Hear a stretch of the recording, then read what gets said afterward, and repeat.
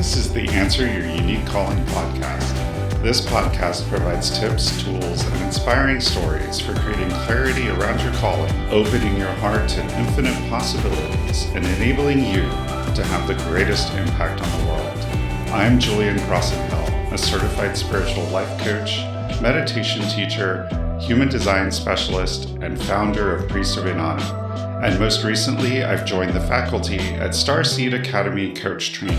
It's my mission to teach and guide others in living a spiritually aligned life that answers their unique calling. Welcome, and thanks for listening.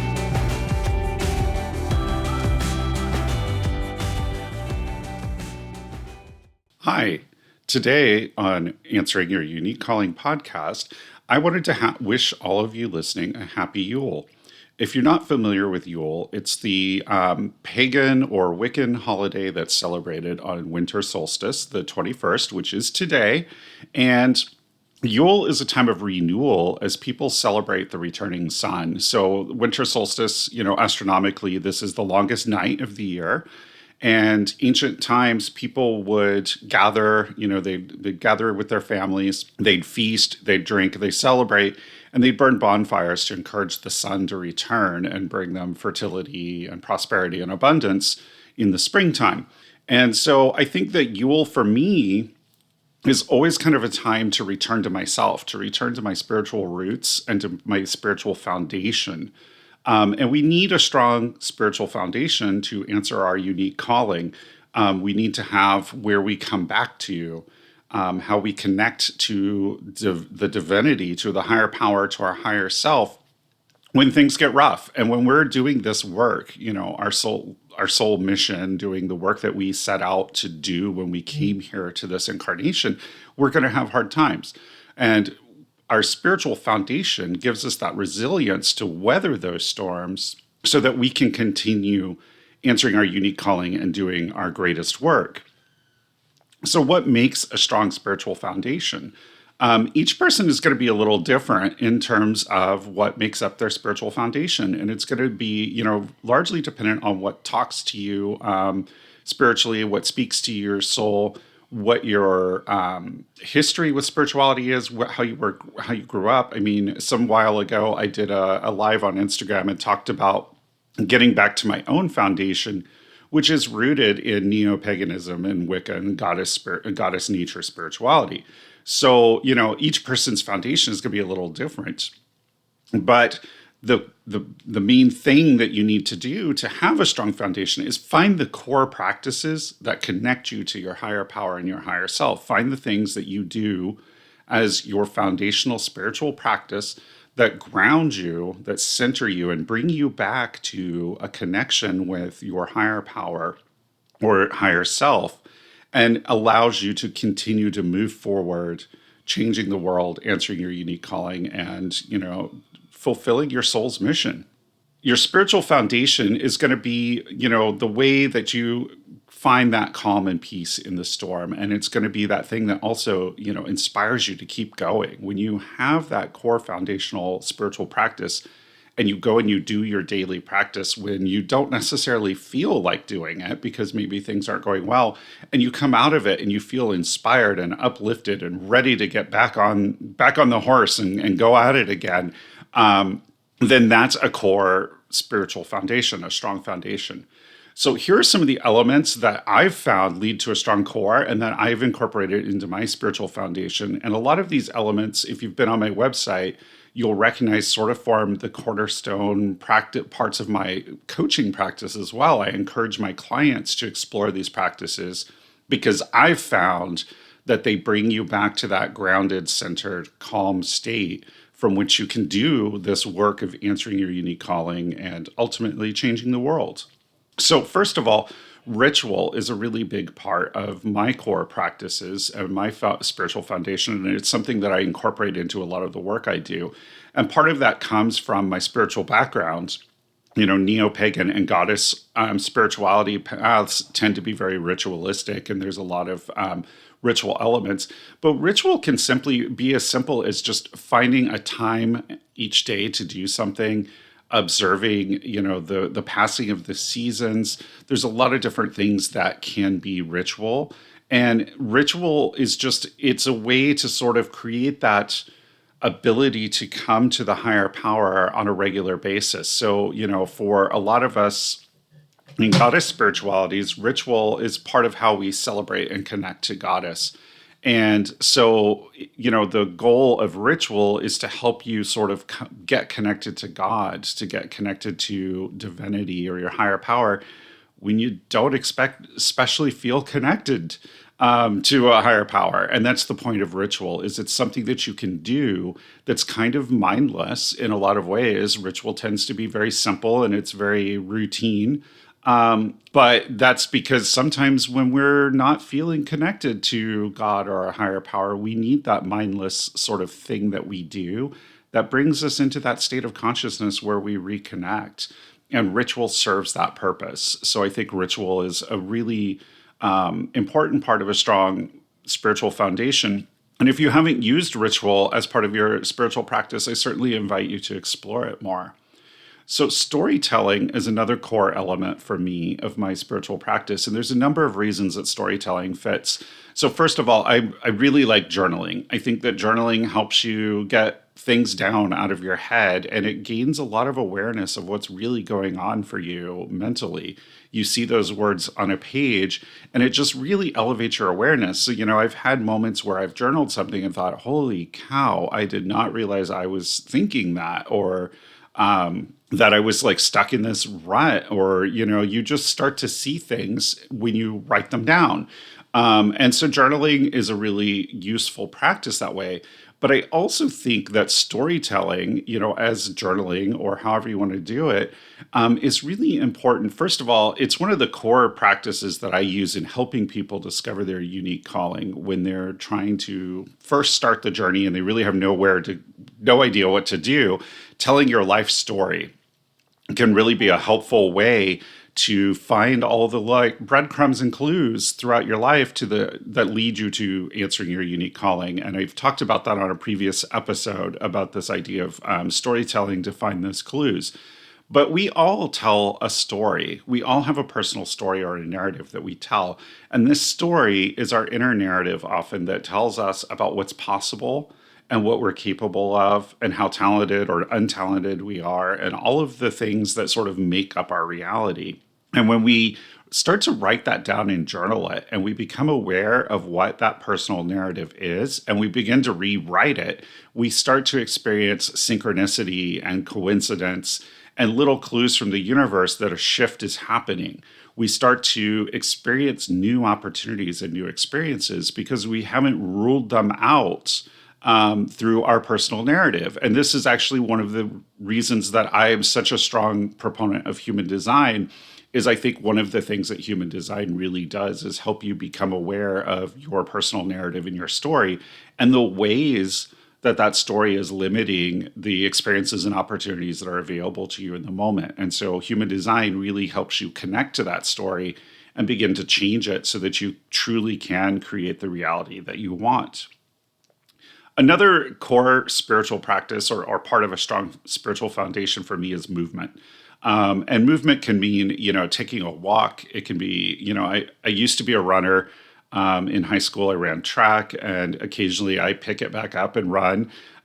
So running can definitely be part of it. Hiking, getting out in nature, yoga, any type of movement of your body is really a useful core spiritual practice. And I know some of you might be scratching your heads and thinking, what has moving my body got to do with spirituality? But we connect to our higher self and to our higher power through our body. Our body gives us a lot of wisdom, and it's where we really feel our intuition. It's where we feel the right direction to go. We always talk about a gut feeling, and it's a very body experience. And when we're so in our head that we're not connected to our body, we can't experience those moments of intuition and of sudden aha insight. And so a movement practice connects us to our body and connects us to that wisdom that our body is aware of, but we don't know in our conscious mind.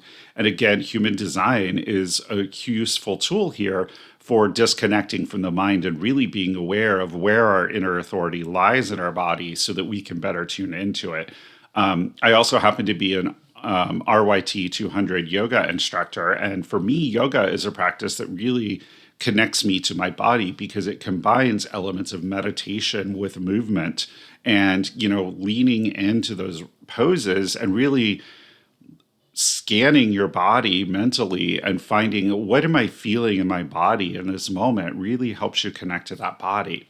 And our movement also keeps us in good health. And we need to be in good health to be able to answer our unique calling, to really be fully, articulated, fully realized humans. We need to be in good health. If we don't take care of the shell that we inhabit, we're not going to have the energy and the capability to do the things that we need to do to answer our unique calling. And I think that, just sort of an aside here, I think diet is an important part here. Our Western diet has definitely had a lot of health consequences. And I'm not perfect. I eat a lot of junk food here and there too. I certainly like my treats. But, trying to be more aware of what we're eating and eating a diet that feeds our body and supports our work is definitely part of our spiritual foundation. So the next key element for me is art.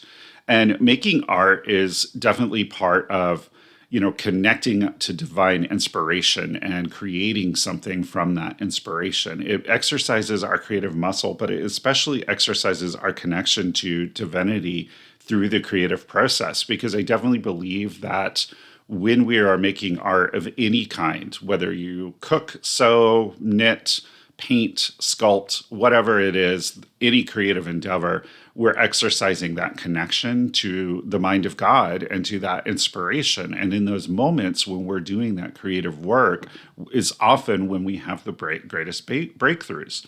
It also inspires us in a lot of ways when we see someone create art that's really, beautiful or inspiring, or do a craft that's really like well executed. It inspires us. It inspires us to also connect to that divine inspiration in order to create for ourselves. Those are the four main foundational pieces of my spiritual core that I include in my work with my clients primarily. But I also wanted to sort of talk about two more that I think are really important. And I think they're both sort of included in these other four, but I like to call them out separately because I think they're really key. So the first one is human design. And I've talked about human design before. And human design is a system that uses astrology, I Ching, chakras, and Kabbalah to figure out your energetic blueprint of your body or your form. And not only just understanding your form, but understanding the way that your form interfaces with the quantum field. And, we live in this quantum field of many possible realities and many different probable realities. And we make choices in the moment that cause one or more of those realities to, manifest in a more physical way. And our form is how we interface with that quantum field. It's what houses our soul, houses our spirit while we're incarnate, and it's how we interface with that quantum field. And our body grounds us in the now.